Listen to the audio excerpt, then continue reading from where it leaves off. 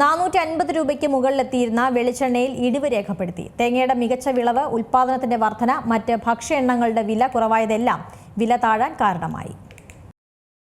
ഓണക്കാലത്ത് ചങ്കിടി പേറ്റിയെങ്കിലും പിന്നീട് മലയാളികൾക്ക് ആശ്വാസമായ അടുക്കളയിലെ രണ്ട് പ്രധാനങ്ങളാണ് വെളിച്ചെണ്ണയും തേങ്ങയും. 500 കടന്ന വെളിച്ചെണ്ണ വില 300 താഴ്ന്നിരുന്നു. എന്നാൽ വിലക്കുറവിൽ നിന്നും തേങ്ങയുടെ വില വീണ്ടും കുതിച്ചുയർന്നു. കേരളത്തിൽ തേങ്ങ വില ഉയരാൻ തുടങ്ങിയതോടെ കുടുംബങ്ങളും ഹോട്ടലുകളും ഉൾപ്പെടെ വീണ്ടും പ്രതിസന്ധിയിലായി. 300 രൂപയ്ക്കുള്ളിൽ വിലയുണ്ടായിരുന്ന വെളിച്ചെണ്ണയുടെ ചില്ലറ വിൽപ്പന വില 450 രൂപയ്ക്ക് മുകളിലേക്ക് വീണ്ടും എത്തിയിരുന്നു. ഇത്തരത്തിൽ വെളിച്ചെണ്ണ വില ഉയരാൻ തുടങ്ങിയതോടെ ഹോട്ടലുകൾ, തട്ടുകടകൾ, കാറ്ററിംഗ്, പലഹാര നിർമ്മാണശാലകൾ എന്നിവ തങ്ങളുടെ ഉൽപ്പന്നങ്ങളുടെ വില വർദ്ധിപ്പിച്ചു.